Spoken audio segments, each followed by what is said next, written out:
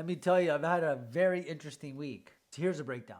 Kind of feeling some pain in the midsection. I'm 54 years old, and of course, as soon as your body starts to kind of, get your attention, you start thinking, is there something going on inside of me? Am I sick? Am I dying? You just get all weird, right? So, being somebody who is, kind of paranoid, I guess, because I love my life and I want to do everything I can in modern society to be proactive in a kind of health and science point of view. Went to my doctor and I said, hey, I'd like to do some blood work. I'd like to do an ultrasound because of what's going on here on the right-hand side. I've never had a colonoscopy done before. I do, in Canada, they do send you these, once you turn 50 and you're north of 50, they send you these little home kits that you can kind of swab your poop, drop a little sample in, mail it away, and they basically say that if there's no blood droplets in their microscopic review or analysis, there's no point of going through the colonoscopy.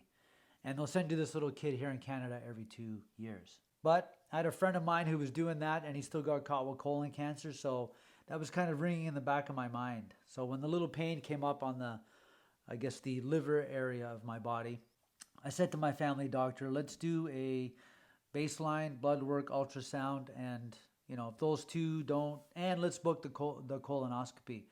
So if the blood doesn't throw any red flags and if the ultrasound doesn't throw any red flags, then we'll think about the option of either continuing on with the colonoscopy or canceling the appointment.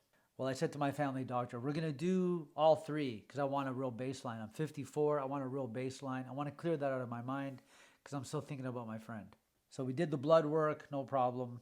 Apparently it all comes back pretty good. There's something in the ultrasound. I've got a little thing that's been growing on my liver. It's been there since birth. It decided to wake up 5-10 years ago, and I'm feeling some pain. So I think that maybe we're gonna go and do a consultation about the ultrasound February the 10th. And I think my family doctor might say, hey, this thing has changed, it has grown, and so maybe we should consider cutting it out. If that's the case, we will. And now we went, and then finally number 3, colonoscopy. Kind of more curious and thankful than I am, embarrassed and afraid. And so here's what I really want to say about this video today, is that if you're somebody who is, old enough to consider a procedure like a colonoscopy, I want you to go through the process. And I'm going to share my experience with you, and hopefully this helps you make a better decision or brings you some comfort. In a nutshell, the worst part of the colonoscopy is the prep. 3 days out, they want you to eat a certain diet for 2 days. I was basically down to white bread on peanut butter, peeled cucumber, applesauce, and a ton of water. That's 2 days out. On the 3rd day, they want you to go on a liquid diet. Lots of water, apple juice.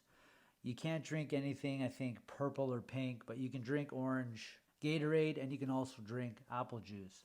So, of course, I went on Friday that just passed. So, my last dinner was 6 o'clock roughly on the Wednesday night. You get into the next day, no breakfast. You go all day just drinking fluids. They want a balance of water and, stuff that's going to offer you a little bit of sugar and, to kind of, keep your electrolytes all fine and dandy. Bit of a challenge. And of course, on the 3rd day, the night before of the 3rd day where you go into the liquid diet, they also want you to start taking a couple of tablets, 2 different versions, to obviously start flushing out the large intestine. So of course, these laxatives, they start cleaning out your large intestine. Of course, not knowing what the experience was like, everybody's like, oh man, it's, you're going to be living on the toilet. Well, that didn't happen. You take the tablet, it says it'll start activating between, 6 and 12 hours. 6 hours later, I get a bit of a rumble. You sit on the toilet, it starts becoming like really, really soft. Poop, it becomes more watery, and it's not gushing like an oil rig, and, it's not getting all crazy and, dumb and dumber the way you think it's going to be. And from what my friends are telling me. So I think everybody there is just playing with you. So that's not a big deal. But obviously, it's like a really heavy pee, I guess, if you wanted to describe that. But you just got to keep it real, right? And then that's the first layer of laxatives. And so, by the next morning, the day of the procedure, you're taking a couple of rounds of a fairly heavier laxative that really cleans you out. Again, it's nothing explosive, nothing crazy. You're not living on the toilet. It's just, again, another heavy pee. And because you've been following the rules 3 days out, the discharge is more liquidy, and that's what they want. It ends up looking like a yellow pee, really. So now you know you're good to go. Thankfully, I'm the kind of person who's proactive, meaning I knew somebody who was in their early 50s. They were embarrassed to have their butt examined, let's be honest. And I think there's a lot of people out there like that. And this is why I'm kind of sharing my experience with you, because I think you should change your mind on that. He didn't get his butt checked. Colon cancer caught up to him. It was too late when he found out. He passes at 55. I carry that person's experience in my mind, and I made it loud and clear to myself 15 years ago, I guess, maybe when this kind of happened, that there would be a time in my life where I would go down that road, and when that opportunity presented itself, I would take it. So there's nothing, I guess what I'm trying to say is, if you're going to be shy or embarrassed, not mature enough, or, don't take it as a serious professional, medical, proactive, preventative procedure to, get a baseline or an understanding, or to verify where are you going in life, I think you're being a complete fool for not considering the colonoscopy. Because the colonoscopy, just think about it, how thankful, you have to really look at it this way. You are living in a modern era of science and technology, and you should embrace everything that's available to you as a human being in order to guarantee your maximum lifespan. And so that's what I did. The blood work didn't throw any flags. The ultrasound didn't throw any flags. I had the option to deny the colonoscopy. I said, no, let's go through with it. And I'm totally glad I did. So you go into the clinic, everybody's professional. My experience was fantastic. You check in, then the anesthesiologist says, hey, you're going to be completely under, which was kind of a surprise, but a welcome surprise, because the handout said I'd be under a twilight state, so I wouldn't be completely out. And so I was really happy to hear that I would be completely out. Well, they were very nice. They plugged me in here at the wrist. Within no time, they wheeled me in. I was flipped over on my side. I was told to kind of position myself as if I was sitting in a chair. The anesthesiologist plugged me in. She said, take 5 deep breaths with me. I did, in, out. By the third one, I could feel myself drifting off into the sunset. What felt like 2 minutes later, I'm now in my little recovery section again, being, kindly woken up from the procedure. And I was like, wow, that was nothing. And that's why I'd like to share with you that the worst part of a colonoscopy is the actual prep of like 3 days out to having the procedure. Now, for those of you who don't know what a colonoscopy is, it is a procedure where a professional medical person will take a camera / instrument that can, what they call, snare and cut with a wire, any polyps that they discover inside the large intestine, that they eventually send off to another clinic for an evaluation to find out if that polyp is cancerous. If that's the case, then obviously you got to go down that path. If it's not, then you're lucky. It was cut off. They cauterize it, and away you go. Best case scenario, this instrument, which is about the thickness of your finger, or if you want to actually really consider one of your regular everyday hot dogs, that's kind of the circumference or the thickness of it. And this instrument is actually 4.5 feet long. This is how far into the large intestine I believe this instrument went inside of me. Camera looking around, and at the end of the day, I find out that there's absolutely 0 polyps in my large intestine. And for having such a fantastic review or evaluation, I don't have to go back and do the procedure for 10 years. So you walk away going, wow, the wind-up actually sucked.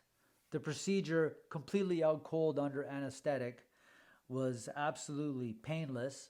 It was so painless that you would think that after having an instrument as thick as your finger or a hot dog 4.5 feet long up your butt, politely, you would sense or feel something that had entered your body. Well, I guess the anesthetic completely relaxes your body, and you wake up from the experience and you're like, it feels like nobody was up your butt. Great, I guess, because I was expected to feel something, or something uncomfortable, or just the sense that I had been probed by a medical object. But no. So now I'm off the hook for 10 years. You get to ride off into the sunset, by kind of clearing your conscience that you have a baseline of good blood work, an okay ultrasound, which really is going to just talk about this little thing that's growing on my liver, no big deal. But the ultrasound doesn't find anything else anywhere else. And you go through the procedure of a colonoscopy, which then gives you like a A+ rating. And you can, for the next 10 years, which is the next time I got to go, I'll be like 64. You can, feel really good, about going 10 years out saying, hey, I've done the best that I could as a human being to be proactive about my lifespan and my general health by embracing this. And I'm super happy I went through with it. And I hope that this video, if you watch it and if you're on the fence, or if you want to consider or not going through the procedure, I would heavily encourage you to do so. It is for your own good. It is to give you the options to live a full long-term life. I am so happy I did it. It wasn't painful. Before I blast away, the prep is the worst part of the procedure. The actual procedure was a joke. And I'm glad I went through with it, and I will do it again in 10 years, and I will continue to do it again until I pass from this world. If you are someone who has had polyps discovered, or even if it is cancerous, I believe that at that point, going through that whole process in that direction, then you're doing colonoscopies. I think it's every either 2 or 5 years. But when you have absolutely nothing in your system, you don't have to go back for 10 years. So super thankful. That's what's happened to me this week. And I really hope this video, or this kind of colonoscopy review point of view for me, comforts you into saying, hey, doesn't sound like a bad deal. I'm not lying to you. So I should go through with it. If you don't, I think you're being foolish, because colon cancer is one of the cancers that can be easily treated if it's caught early. And if you don't, and if it does get ahead of you, you're in deep trouble. And I had a friend who went down that path and passed at 55. Don't be shy. Don't be embarrassed. Don't be a fool. Embrace it. And, now you have a baseline. I have a baseline. Do you know how good I feel knowing?